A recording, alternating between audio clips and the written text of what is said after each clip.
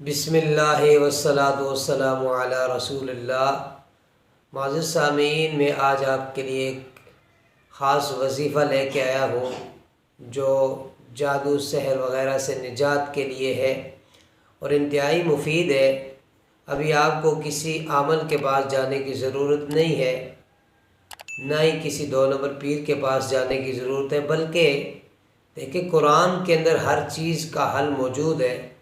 وَلَا رَطْبٍ وَلَا يَابِسٍ إِلَّا فِي كِتَابٍ مُبِينٍ۔ تو قرآن سے ہی میں آپ کو اس کا حل بتاتا ہوں۔ سورہ طارق ہے، آیت نمبر 15، 16 اور 17۔ إِنَّهُمْ يَكِيدُونَ كَيْدًا وَأَكِيدُ كَيْدًا فَمَهِّلِ الْكَافِرِينَ أَمْهِلْهُمْ رُوَيْدًا۔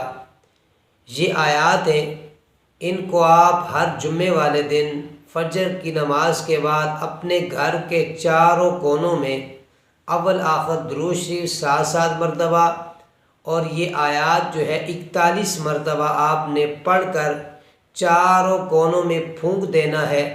انشاءاللہ العزیز ہر قسم کے جادو، اسحر وغیرہ اس طرح کے اثرات سے آپ کو نجات مل جائے گی اور یہ اس طرح کے اثر جو ہیں وہ ختم ہو جائیں گے۔ انتہائی مجرب عمل ہے اور قرآن کریم سے ہے۔ قرآن سے بڑھ کر اور کوئی چیز نہیں ہے کہ جو اس طرح کے اثرات کو ختم کر سکے۔ اللہ تعالیٰ کی بارگاہ میں دعا ہے کہ اللہ تعالیٰ ہم سب کو آفتوں اور مصیبتوں سے محفوظ فرمائے اور اپنے حفظ و امان میں رکھے۔